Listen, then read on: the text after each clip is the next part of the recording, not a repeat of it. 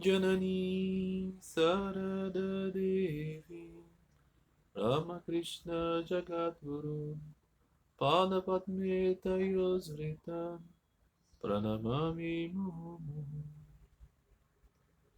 Tendo buscado refúgio nos pés de lótus da Santa Mãe Sri Sarada Devi e de Sri Ramakrishna, o Guru do Universo, eu me prostro perante eles repetidas e repetidas vezes. Queridos amigos, estamos juntos mais uma vez nesta leitura em contemplação, meditação, nos ensinamentos nectários de Sri Ramakrishna Paramahansa, contidos no Sri Sri Ramakrishna Katarita, o Néctar das Palavras de Sri Ramakrishna, obra composta pelo discípulo de Thakur, discípulo direto de Thakur, Mahendranath Gupta, o discípulo M, que reuniu, não é, aquelas luzes trazidas por Sri Ramakrishna no contato com os devotos, nas reuniões nas quais Mahendranath Gupta estava presente, ocorridas entre o ano de 1882 e 1886, o último ano, não é? Sri Ramakrishna deixou o seu corpo. Então, hoje estamos aqui, ainda no primeiro volume, estamos aqui no início da quarta sessão. No episódio anterior, estávamos nessa conversa, Sri Ramakrishna estava falando sobretudo com um devoto chamado Vijay Goswami. Vijay Goswami é um homem muito religioso, muito piedoso, que trabalha no Brahmo Samaj como um instrutor religioso remunerado, ou seja, como se fosse um padre, não é, profissional de uma igreja. E ele está vivendo um conflito, porque às vezes o que ele verdadeiramente acredita, o que ele verdadeiramente busca, entra em contradição com aquilo que ele precisa fazer na sua atribuição ministerial, digamos assim, do Brahma Samaj.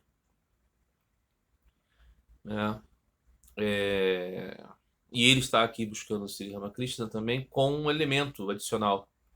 Ele é parente de uma grande personalidade espiritual do passado, né?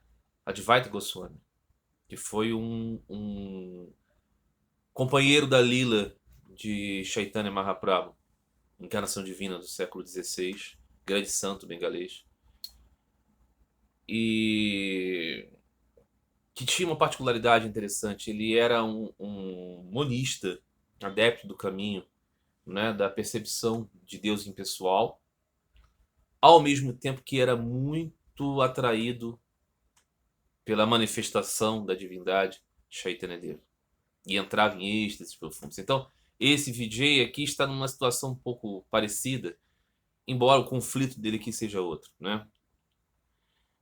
Sri Ramakrishna orienta a respeito das características do mundo. Estava falando Sri Ramakrishna das características das almas do mundo. Falava então uma imagem que ele já trouxe da grande rede que é o mundo das formas e dos nomes,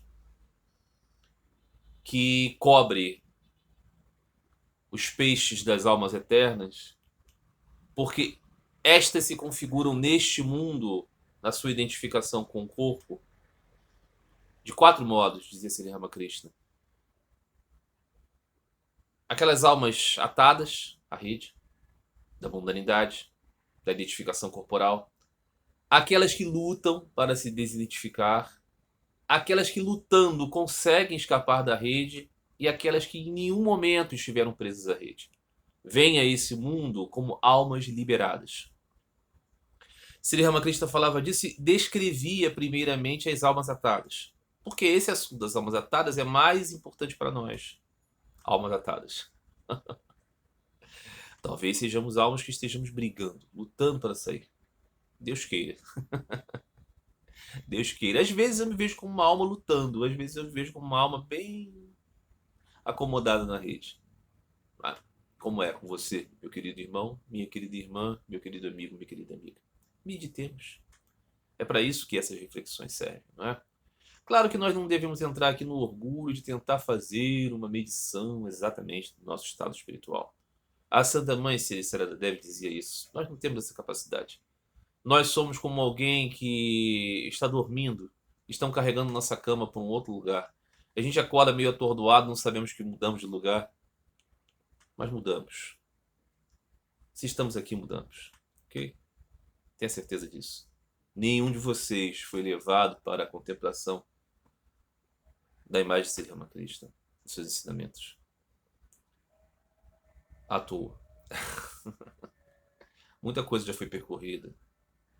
Muita estrada já foi andada. Temos graças a Deus. E vamos tentar melhorar a qualidade da nossa mente, aquecer o nosso coração.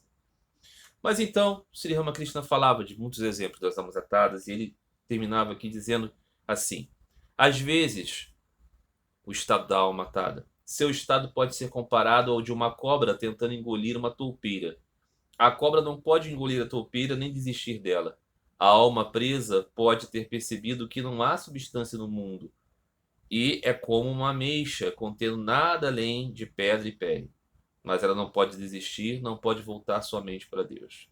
Um parente de Keshav Sen, de 50 anos, estava jogando cartas, como se ele não tivesse chegado a hora de pensar em Deus. Interessante, né? A expectativa de vida no tempo de Sri Ramakrishna era muito menor. Sri Ramakrishna mesmo, né? Deixa seu corpo com 50 anos. Então 50 anos já é a idade do idoso, ok? Swami Vivekananda se referia a Sri Ramakrishna na sua intimidade de filho espiritual como o velho. Sri Ramakrishna nos nossos tempos de hoje não seria considerado velho, não é? Mas naqueles dias sim. E aí Sri Ramakrishna falava, uma pessoa que já está chegando nesse, né, pórtico, ainda assim está brincando de cartas, ou seja, não está pensando em Deus. Quando pensará? Não nesta vida. Nós não vemos isso? Esses políticos que chegam a 90 anos de idade estão agarrados ao poder. 30 anos o sujeito está agarrado ao poder. Ah, mas pode estar pensando em Deus, está agarrado ao poder. Aham. Está não. Enfim, mas não é só com os políticos, é conosco mesmo. Porque esse mundo é muito atraente para nós, não é? Então seria Ramakrishna que falava desta cobra que queria engolir a toupeira. A toupeira é muito grande, a cobra se engasgava, mas não soltava. É assim que nós fazemos. Nós sabemos que esse mundo não é a razão de nosso ser. Nós já percebemos isso. Mas ainda assim estamos tão agarrados, não é? Estamos lutando tanto. Para quê? Característica das almas atadas. Então, há um outro sinal de uma alma atada, continua Thakur. Se ele for elevado da vida mundana para um ambiente espiritual, ele definhará até a morte. O verme que vive no esterco só se sente feliz lá. Só lá ele prospera. Se você coloca esse verme em uma panela de arroz, ele morrerá. Todos riem. É isso, não é? Veja bem, você pode ter uma definição de céu com as pessoas sentadas diante de Deus ouvindo cânticos espirituais. Essa pode ser a definição do inferno para alguém que não tem nenhum apreço por essas coisas. Não é? No mesmo lugar, mesma coisa. Então, Sri Ramakrishna está falando assim: você percebe uma alma atada quando ela se aproxima do espiritual, ela sente um grande enfado. Né? Ele falava isso na reunião, né, anterior, naquele festival, que ele dizia: um mundano vem a um lugar como esse e fica, ai meu Deus, vamos falar de novo disso, ai, eu vou esperar ali. Então, né, podemos ver, né, uma das normas para buscar crescimento da vida espiritual, sadhusanga sadhuseva, namaguna kirtana, ou seja, se reunir com os devotos, servir aos santos e cantar os nomes e as glórias do Senhor. Essas coisas todas é aquilo que uma pessoa mundana não quer. A pessoa mundana quer falar sobre fofocas, sobre sexo, sobre política, sobre esportes, não é? Sobre mesquinharias e misérias de todo esse castelo de areia. Começa a falar sobre Deus, sobre as coisas. Ai, meu Deus, chato. Isso não tem nada a ver com a minha vida, não é a vida real. Eu quero falar sobre as possibilidades de mudar o mundo. Eu quero falar sobre coisas concretas. Não é assim que o homem mundano fala. Então, essa é uma característica. Né? Aí fala o Sri Ramakrishna. Você pega o vermezinho que vive no esterco. No esterco, sujeira, né? Imundície, ele prospera. Você colocou ele no arroz, ele morre. Por aí. É isso. Muito bem. Capítulo 3. desta quarta sessão. Começa com uma citação do Bhagavad Gita.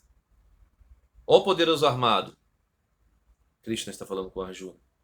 A mente é indubitavelmente inquieta e difícil de controlar, mas pela prática e desapego, ó filho de Kunti, não, mais uma das maneiras de se falar com Arjuna, ela pode ser controlada. Bhagavad Gita, capítulo 6, versículo 35.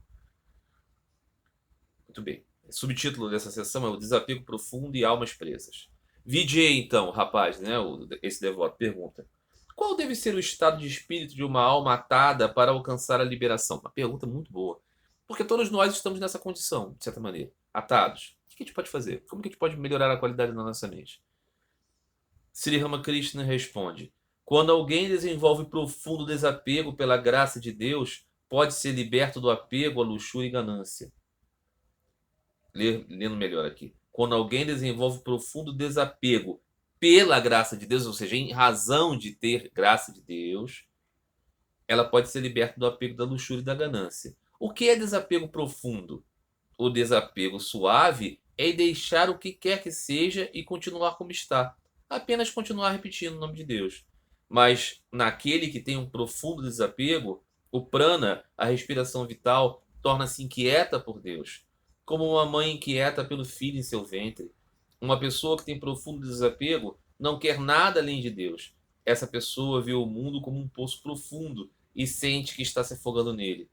Ele vê seus parentes como cobras venenosas e quer fugir deles. Ele foge, ele não pensa. Deixe-me primeiro cuidar da minha família e depois pensarei em Deus. Ele tem grande determinação. Como é o desapego profundo? Ouça uma história. Certa vez, houve uma seca em uma certa parte do país. Todos os fazendeiros estavam ocupados cavando canais para trazer água à distância. Um fazendeiro tinha grande determinação. Ele resolveu que continuaria cavando até que a água do rio corresse por todo o canal. Quando chegou a hora do banho, sua esposa mandou a filha com um pouco de óleo. A filha disse: pai, está na hora do seu banho. Massageie seu corpo com óleo e tome seu banho. Ele respondeu: por favor, vá embora. Tenho trabalho para fazer. Já passava do meio-dia e o fazendeiro ainda estava trabalhando em seu campo. Ele tinha esquecido tudo sobre o seu banho. Agora sua esposa veio ao campo e disse: por que você ainda não tomou seu banho? Seu arroz está esfriando. Você sempre exagera nas coisas. Se o trabalho ainda não terminou, faça amanhã. Faça depois da refeição. Pegando sua pá, o fazendeiro a expulsou, repreendendo e gritando: você não tem juízo? Não choveu, não há colheita. O que as crianças vão comer? Sem comida, todos morreremos de fome. Jurei que traria água para o campo hoje. Depois disso, vou pensar em tomar banho e comer. Vendo sua determinação, a mulher saiu. O fazendeiro trabalhou muito durante o dia e juntou o canal ao rio à noite. E então ele se sentou à margem e se divertiu, vendo a água borbulhar em seu campo.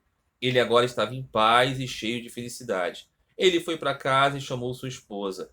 Agora me traga um pouco de óleo e prepare uma fumaça. Com o humor despreocupado, ele tomou seu banho, comeu sua refeição e foi para a cama, onde roncou alegremente. Esse tipo de determinação ilustra um profundo desapego.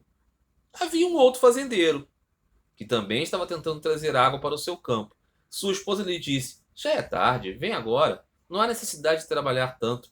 Sem muito protesto, esse sujeito largou a pá e disse: já que você diz, estou chegando. Todos riem. Este fazendeiro nunca poderia trazer água para o seu campo. Este é um exemplo de desapego moderado. Assim como um fazendeiro não pode trazer água para o seu campo sem muita determinação, da mesma forma, somente com muito esforço um homem percebe Deus. Mais uma vez, Thakur está sendo aqui direto e reto conosco, através da sua linguagem maravilhosa de parábolas que tanto nos lembram o Evangelho do Senhor Jesus, né? Primeiro, Sri Ramakrishna diz coisas que podem parecer muito difíceis para nós, né? Precisa ter uma angústia, precisa ter uma tal resolução a qual ele veja a parentela como serpentes e busque Deus. O que Sri Ramakrishna está querendo dizer aqui? É que é um negócio muito sério mesmo. Esse anseio de ver Deus. Vamos recordar um exemplo que Thakur falou muitas vezes? 3 anseios combinados. Do avarento pelo dinheiro, da mãe pelo pelo filho recém-nascido e da mulher casta apaixonada pelo marido. 3 desejos combinados. Não é um desses. Os 3 juntos. Imagine, essas são as forças maiores de uma vida. O avarento ama o dinheiro mais do que tudo. Mais do que sua mãe.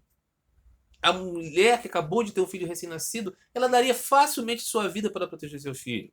A mulher apaixonada, ou o homem apaixonado, a pessoa apaixonada pelo seu amor, faz loucuras. Imagine esses 3 desejos combinados pela busca por Deus. Isso dá a visão de Deus. Então, Sri Ramakrishna aqui está remodelando essa ideia, dizendo: este anseio transforma a pessoa é uma completamente voltada para esse objetivo. Ela não está medianamente voltada. Então, diz Sri Ramakrishna, tem aquele que tem uma busca espiritual, ele tem lá suas práticas, ele para com a japamala, com o cordão de oração, fica falando o nome de Deus, ele tem, né, os seus jejuns, vai à igreja, vai ao templo, ele observa as coisas das escrituras, mas, junto com tudo isso, ele soma seus interesses pela política, pelos esportes, pela família, e pelo conforto, e pelo progresso. Ele divide a vida. Essa vida é muito próspera em muitos aspectos, inclusive no aspecto moral e espiritual. Mas aqui não obtém a transformação da qual Sri Ramakrishna está falando, que retira a pessoa da condição de alma atada. Porque aqui, veja, meus amigos, esse modo blasé, esse modo tranquilo de espiritualidade, ele é uma acomodação da vida. Sejamos claros. A religião aqui faz parte da vida. Lembremos aqui daquela passagem do jovem homem rico do Evangelho. Aquele jovem homem rico era muito gente boa, muito legal, muito estudioso, muito correto.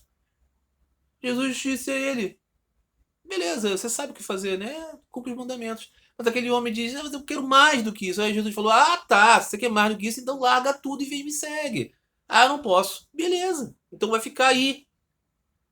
Então não tem como o camelo passar pelo buraco da agulha. Essas palavras dos salvadores do mundo, das encarnações divinas, elas são difíceis para nós, almas atadas. Nós não queremos isso, nós queremos um caminho meio termo onde Madre Teresa de Calcutá e eu estamos no mesmo lugar. Entendeu? Chaitanya Deva e eu sou a mesma coisa. Eu acredito em Deus, ele também acredita em Deus, ótimo, então estamos no mesmo. Não, não é a mesma coisa. Evidentemente que não. Evidentemente que não. Mas, então, assim, quantas vezes a nossa mente vai intensamente, profundamente para outras coisas que não são Deus? Todas essas vezes, saiba, marcas das almas atadas. Ah, mas então não tem jeito, Marcelo. Então como é que eu faço? Como é que eu vou viver? Não se preocupe com isso. Deus cuida de você.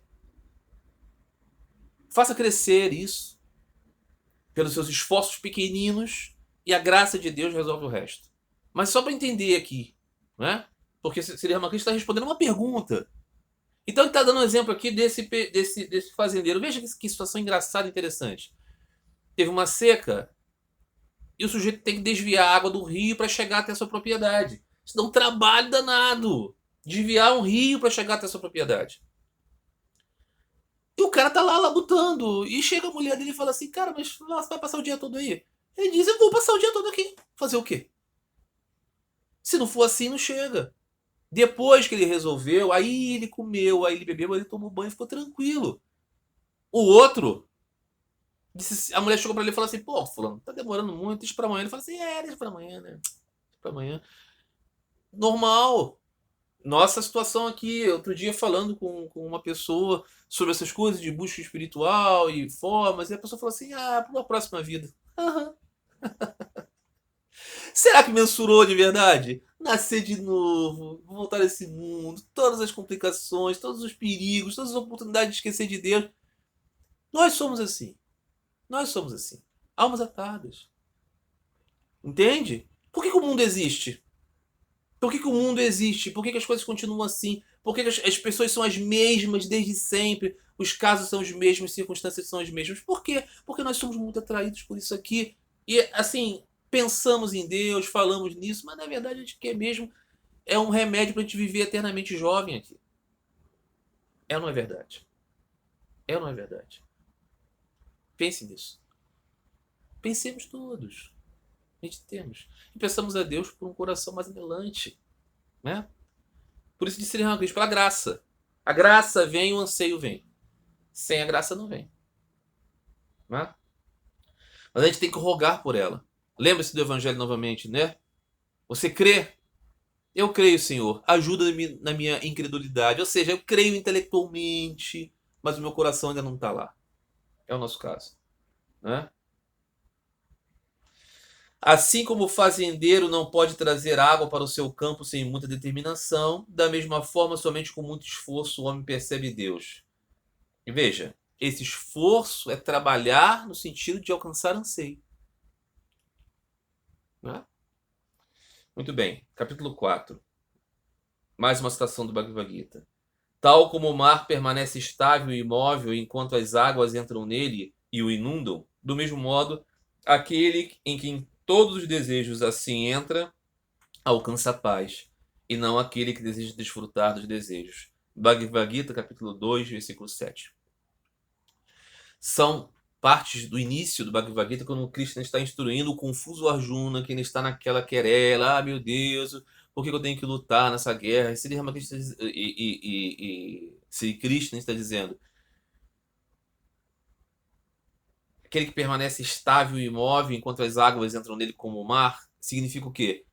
As coisas estão acontecendo e você está ciente de que não está sendo tomado por essas coisas. Esse consegue, então, perceber. Alcança a paz. Então, assim, você tem atribulações, responsabilidades e coisas, mas você não está atrelado a ela. No caso ali de Arjuna, a questão era o seu compromisso como um general defendendo um povo invadido. Ele não podia ficar dilemas, por qual razão, a violência. Não, ele tinha que cumprir o seu dever. Mas o seu dever devia estar, né, entronizado na percepção de que ele era uma alma eterna, de que os seus inimigos eram almas eternas, que na verdade todos estavam em Deus, e que os revestimentos eram a energia inferior do Senhor, que tudo na verdade estava no plano do Senhor, e para o Senhor ninguém morre, porque ninguém nasceu, todos são parcelas eternas de Deus. Então essa calma é a calma do homem espiritual. Não quer dizer inatividade, ok? Não quer dizer desprezo pelas suas responsabilidades.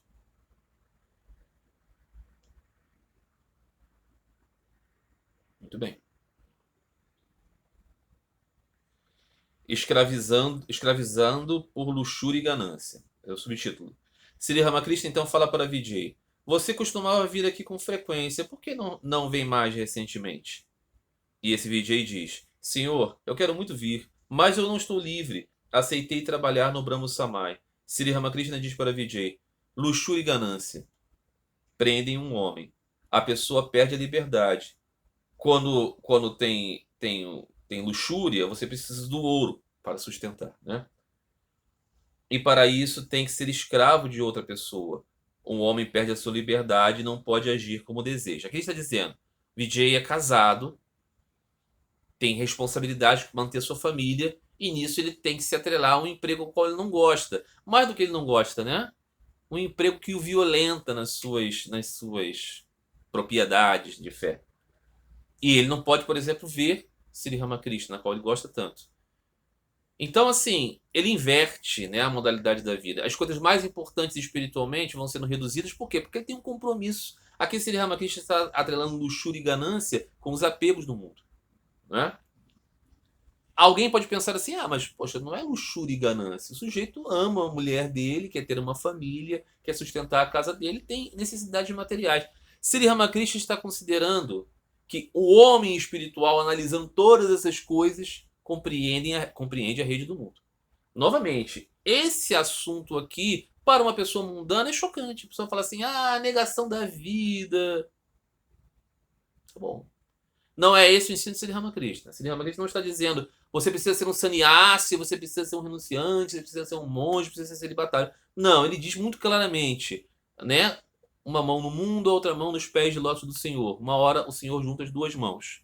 O ponto é que você tem que perceber o quanto você necessita crescer em anseio pelos pés de lótus do Senhor para poder não colocar as duas mãos no mundo. Falar isso é um pouco impopular, não é verdade? Mas todas as almas liberadas, todos os grandes santos, todas as encarnações divinas vão falar o mesmo. Então, se você não quer isso, você pode se engajar em outro tipo de espiritualidade. A espiritualidade, por exemplo, do trabalho no mundo. Vou salvar o mundo, porque isso é servir Deus. Ah, você não lembra mais de Deus, mas você está servindo o mundo como se entendesse que pode. Esse tipo de coisa é um engano espiritual muito comum, o que não significa dizer que devemos ser indiferentes às mazelas do mundo. Mas o problema aqui é o discernimento a respeito do que estamos fazendo. Né? Muito bem. Sri Ramakrishna continua. Os sacerdotes do templo de Govindji, em Jaipur, não costumavam se casar. Eles tinham então grandes poderes espirituais e mentais. O rei uma vez mandou chamá-los, mas eles se recusaram a ir até ele. Em vez disso, eles enviaram uma mensagem: Deixe que o rei venha aqui. Depois de consultar seus conselheiros, o rei arranjou o casamento deles. Agora o rei não precisa mais mandar buscá-los. Eles vinham até ele por vontade própria, dizendo: Senhor, vim aqui para derramar minhas bênçãos. Aqui estão algumas flores sagradas. Por favor, aceite-as.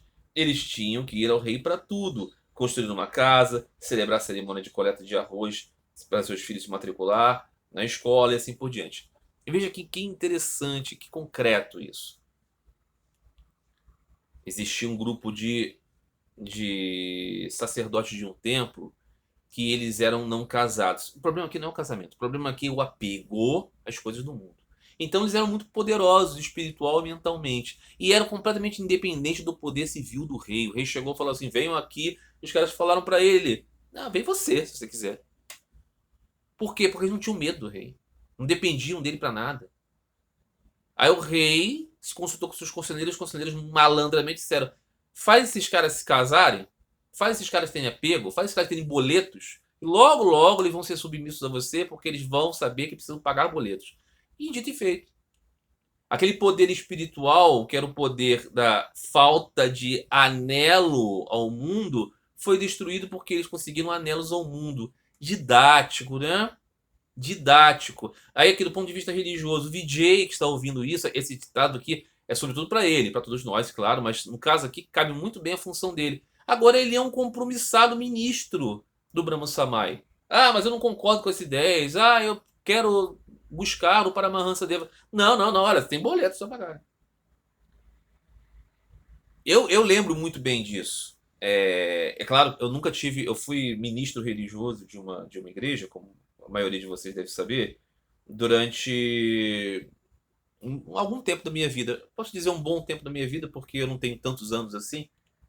E eu fui ministro religioso durante 6 anos. Percentualmente falando, é um tempo bastante razoável da minha vida adulta. Eu nunca recebi um centavo, nunca recebi salário, nunca tive vinculado a nenhuma questão de dinheiro.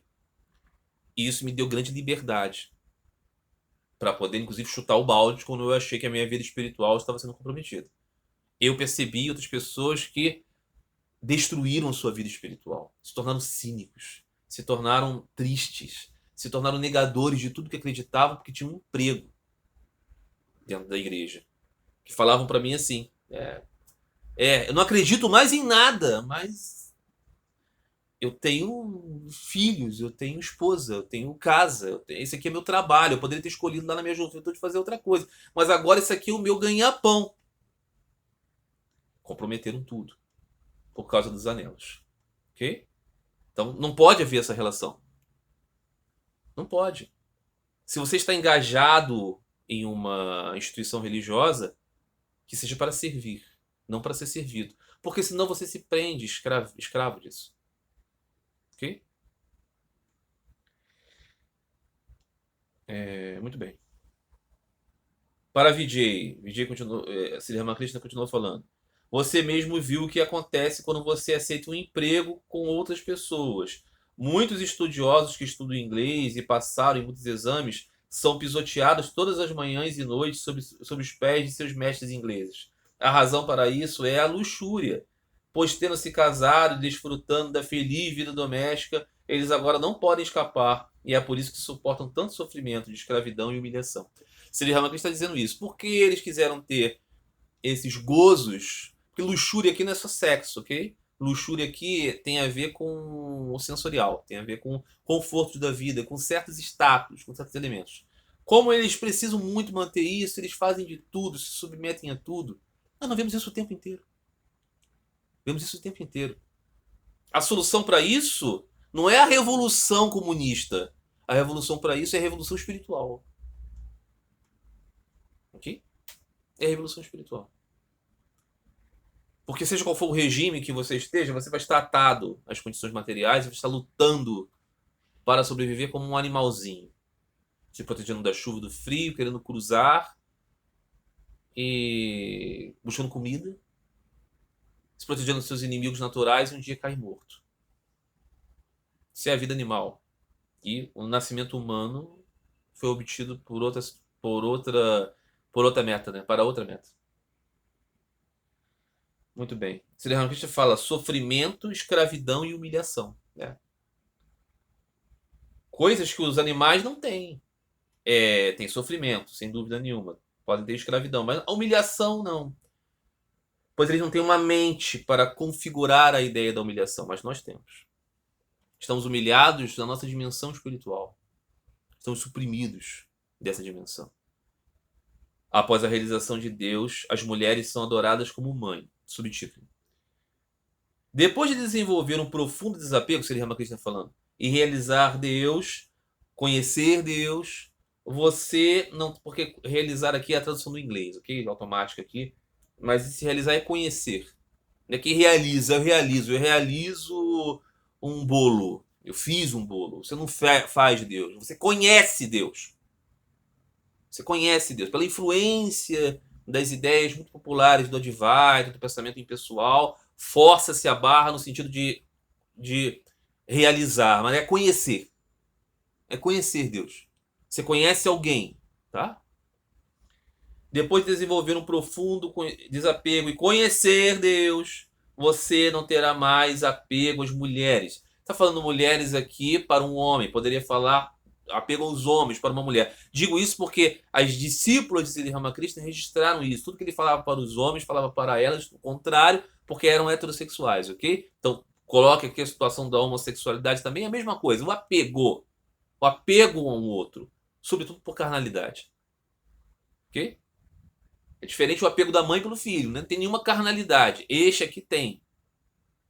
Depois de desenvolver um profundo desapego e conhecer Deus, você não terá mais apego às mulheres. Mesmo se você morar na casa, não sentirá essa atração. Não haverá perigo então. Digamos que haja um ímã grande e um pequeno. Qual atrairá o ferro com maior força? Certamente o grande exercerá uma atração mais forte. Deus é o grande ímã. Comparado a ele, a mulher é o pequeno ímã. O que ela pode fazer?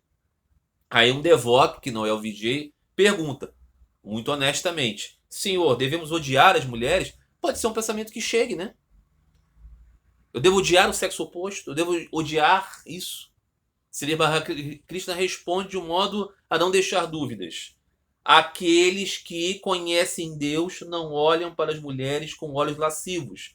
Eles então não têm nada a temer. Eles realmente veem que as mulheres são apenas a manifestação da mãe do universo. Então, eles a adoram como mãe. Vamos entender. Isso aqui é para todos? Não. Não é para todos. Definitivamente não é para todos. Mas o que Sri Ramakrishna está dizendo aqui? Que esse é um sinal daqueles que alcançaram um desatar das ataduras. Nós não precisamos ficar constrangidos com isso. Não é? Eu tenho uma esposa, definitivamente eu não vejo como minha mãe. Ok? Mas eu posso compreender que aquele sujeito que olhou para todas as mulheres com a candura de um filho olhando para uma mãe, não é que ele seja homossexual. É que ele transfigurou os desejos da carne e isso o torna mais poderosamente espiritual. Eu não tenho constrangimento de pensar nisso, meu querido.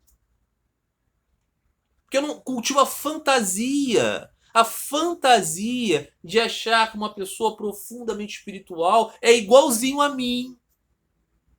Que não sou uma pessoa profundamente espiritual. Eu não cultivo essa fantasia. Eu sei que existem gradações.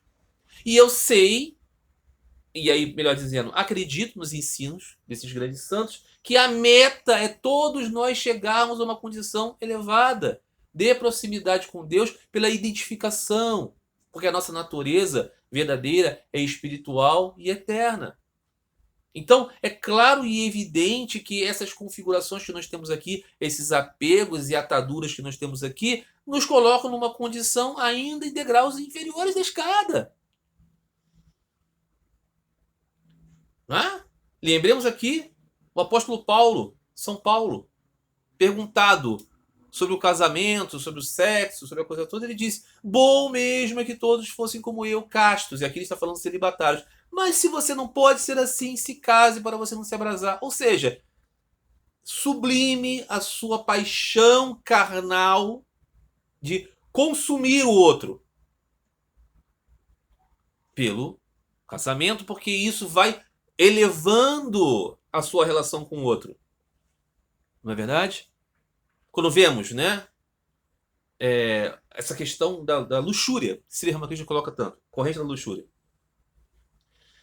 Muitas vezes eu recebo questões assim: o que você acha dessa coisa desses vídeos curtinhos e tudo mais, que grande medida são moças, né, mostrando o corpo, fazendo, sensualizando. Qual o problema disso? Isso é muito grave. Isso é pecado, essas coisas. Qual o problema disso para essas moças? É que elas estão reduzindo a condição delas ao corpo. Estão atraindo toda a sua identidade ao corpo. Isso, como objetivo espiritual, é muito ruim. É o caminho avesso. Tem os outros também que vão se atrair muito nisso e vão esquecer também da sua natureza espiritual, porque estão muito atados ao desejo do corpo. Então, assim, quando a gente reforça essas tendências, né, esses upades da carnalidade, a gente permanece mais aqui porque nada disso é distante da natureza de Deus. Energia inferior de Deus forma esse mundo, a Shakti.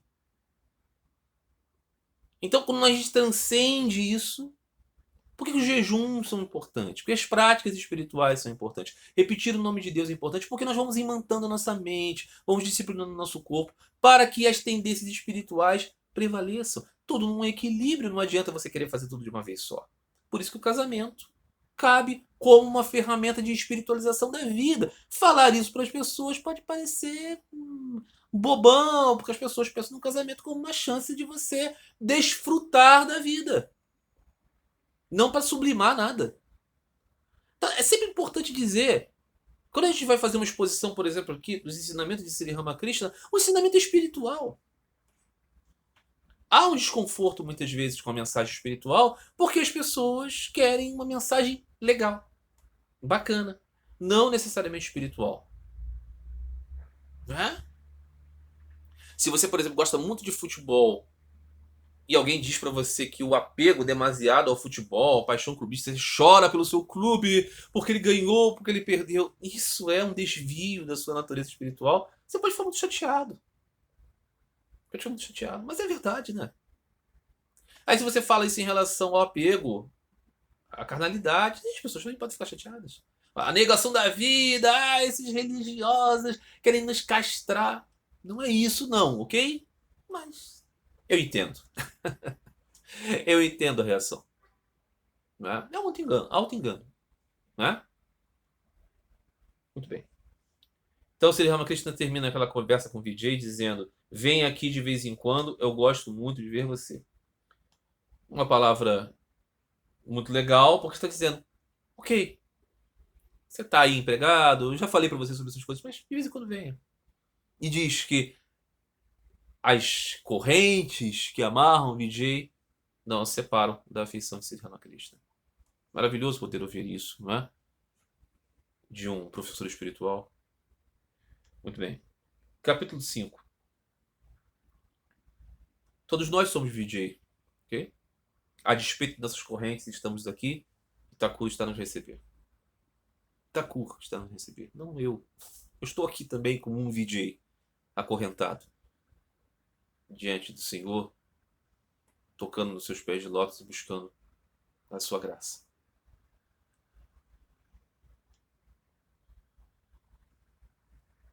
Capítulo 5. O verdadeiro mestre religioso é aquele que recebeu o mandamento de Deus. Sri Ramakrishna falou com o Vijay, mas não se despediu. Eles ainda estão conversando. Vijay pergunta: Eu tenho que fazer o trabalho do Brahma Samai, então eu não posso vir aqui com frequência. Eu vou visitar sempre que possível. Sri Ramakrishna diz a Vijay: olha aqui, a tarefa de um professor religioso é muito difícil. Você não pode ensinar as pessoas sem ter uma ordem direta de Deus. Se você pregar sem receber uma ordem direta, as pessoas não vão ouvir. Tal ensinamento não tem força. Em primeiro lugar, deve-se alcançar Deus praticando disciplinas religiosas ou por qualquer outro meio. Somente depois de receber seu comando é que você pode ensinar. Em Kamarpukur existe um lago chamado Haidapur. Todos os dias as pessoas defecam em suas margens.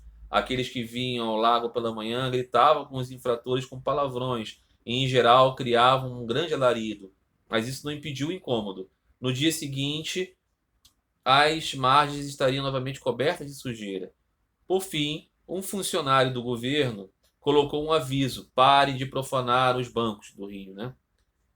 Os infratores serão processados. Depois que a placa foi colocada, ninguém mais defecou ali. Depois de receber uma ordem de Deus, pode ser um professor religioso e dar palestras em qualquer lugar. Aquele que recebe a autoridade de Deus também recebe o poder dele. Só então ele pode realizar a difícil tarefa de ser um preceptor religioso. Quando um simples inquilino foi ao tribunal contra um grande senhorio, as pessoas sabiam que ele deveria haver um homem poderoso por trás dele. Talvez outro grande proprietário estivesse lutando, né, no caso, por esse homem. O homem que é insignificante não pode fazê-lo. Ele não pode cumprir o difícil dever de um professor religioso sem receber poder direto de Deus. Está mandando a real aqui para o nosso querido VJ, dizendo o seguinte: tá bom, teu emprego, mas não pense você que você tem um compromisso sagrado com isso, que você está fazendo uma obra divina, porque quem te deu esse poder? Quem te deu essa autoridade? E aqui está falando para todos nós, evidentemente. Não é? Um dos meus objetivos com esse trabalho de trazer para cá os ensinamentos de Sri Ramakrishna é reduzir o meu tamanho e aumentar o tamanho deste trabalho, desta palavra, desta ordenança de Deus, através de Sri Ramakrishna. Não é? É preciso que eu diminua para que ele cresça, disse João Batista.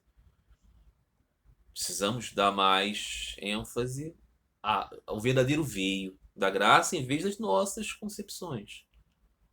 Claro que nós vamos fazer isso com nossas características, sem dúvida nenhuma. Não é? Mas original não tem aqui, meu. É de Thakur. Não é? Então, aqui, né, Sri Ramakrishna dá esse exemplo que ele já deu em outras oportunidades, né? As pessoas faziam cocô ali perto do lago. Pô, horrível, né? As pessoas que moravam ali perto, passeavam por ali, reclamavam muito. Mas as pessoas faziam. Aí o governo veio e falou: ó, vou prender as pessoas, vou processar. Aí as pessoas sentiram a autoridade e deixaram de fazer. Sri Ramakrishna está dizendo: se você tem esse poder adivino de Deus, tem uma força nisso.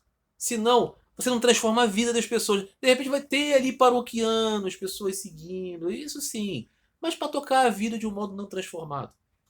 Não é? Então, assim, o que Sri Ramakrishna está dizendo para Vijay é que isso é uma ministração para ministros religiosos. Procura realizar Deus, conhecer Deus. Conhecendo Deus, a instrução de Deus virá e o seu discurso será verdadeiramente espiritual. Muito bem. Ele diz, né, a questão do inquilino aqui que está lutando num tribunal contra um homem rico. O homem rico aqui é o poder da mundanidade. Se você é apenas esse pobrezinho, você vai se lascar todo, você não vai ter bons advogados e tudo mais. Mas se você está ali com força, com poder, é porque tem alguém por detrás de você, que não está sendo visto. Você é o laranja daquele grande proprietário, esse é Deus. Né? É muito legal, né? A força dessas analogias. O ensino de analogias, né? Todos os grandes mestres fizeram isso. É maravilhoso porque nos dá imagens muito concretas para materializarmos um pensamento espiritual. Uma verdade. Vijay, então, questiona: Senhor, os ensinamentos do Brahma Samai não libertam as pessoas? E aqui, né, estamos sentindo já a agudez da questão. Ele está falando assim: pô, mas eu trabalho nessa igreja. Isso não faz bem? Não liberta as pessoas? Veja, com concreto aqui, né? Você pode ser aqui um pastor, você pode ser aqui um padre, você pode ser aqui um rabino, você pode ser aqui ser um, um membro de qualquer religião, de ter um ministério, está pensando isso, né? Falando assim, caramba, mas será que o que eu estou fazendo não é importante? Sri Ramakrishna vai responder: como é possível para um homem libertar outro da escravidão do mundo? Somente aquele que é o criador desta Maia que enfeitiça o mundo pode libertar o homem de Maia. Exceto para Sat Chityananda Guru, não há refúgio. Como é possível para aqueles que não compreendem Deus nem recebem seu comando, que não se tornaram poderosos com seu poder, libertar uma alma encarnada da escravidão do mundo? Veja, esta ilusão que nos prende à rede do mundo é a própria energia de Deus. É o jogo de Deus, é a sua lila. Como pode alguém dentro do jogo se desvincular se não tiver a autorização do formulador do jogo? Não é? Não é? Veja, aqui está retirada a questão do diabo, que bota a perna na nossa frente para a gente tropeçar. Aqui é o jogo. O jogo é que estejamos muito engajados nesse mundo. Quem criou o jogo? Deus. E é por isso que sem a força dele nós não conseguimos libertar. Não é? Por isso que é necessário conhecer Deus. Para dizer algo verdadeiramente libertador. Claro que existem coisas boas, né? Quero montar uma estante, me dê o manual da estante. Preciso conhecer Deus para montar uma estante. Preciso de um manual da estante, parafusos, alguma ferramenta. Mas para libertar almas atadas, aí não, né, meu caro? Aí não. Muito bem. Sri Ramakrishna continua. Um dia eu estava indo ao Panchavati para o Bosque dos Pinheiros. Está falando, descrevendo aqui um caminho. Para atender ao chamado da natureza. Indo defecar. Ok? Eu ouvi um sapo coachando alto. Achei que ele devia ter sido agarrado por uma cobra, por uma serpente. Depois de um bom tempo, quando estava voltando, ouvi a rã ainda coachando. Então olhei para ver o que estava acontecendo e vi que uma cobra não venenosa a havia agarrado. Não conseguiu soltar o sapo nem engoli-lo. A agonia do sapo não tinha fim. Eu disse a mim mesmo: se fosse uma cobra peçonhenta, o sábio já teria ficado em silêncio depois de 3 coachares. Mas havia sido agarrado por uma cobra não venenosa, então a cobra e o sapo estavam sofrendo. Sri Ramakrishna explica essa ilustração. O ego de uma alma encarnada termina com apenas 3 gritos, 3 coachares, se alguém tiver um professor de verdade, a cobra venenosa. Mas se o guru estiver imaturo, tanto o guru quanto o discípulo sofrerão. O discípulo não se livra do seu ego ou de sua escravidão ao mundo. Caindo nas mãos de um guru imaturo, o discípulo não alcança a libertação. A cobra sem peçonha não conseguiu matar o sapo, ela não consegue engolir o sapo, então ao mesmo tempo há aquele sofrimento da cobra sem peçonha e do sapo que é muito grande. Os dois estão sofrendo, o aluno espiritual e um professor inexperiente que não tem o conhecimento de Deus e por isso não liberta. Só ata o fulano ao seu engano. Mas existe aquele outro professor que conheceu Deus que tem a inoculação do conhecimento de Deus e acaba com o sofrimento do ego. O ego morre. Que imagem incrível para explicar o problema da má formação de professores espirituais formados em academias espirituais. Eles fizeram cursos. Ah, fizeram cursos para falar sobre conhecer Deus. Acredite se quiser. É isso, meus amigos.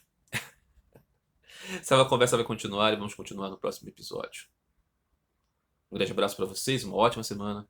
Possamos estar juntos aqui na próxima semana, para o próximo capítulo. Fiquem todos com Deus.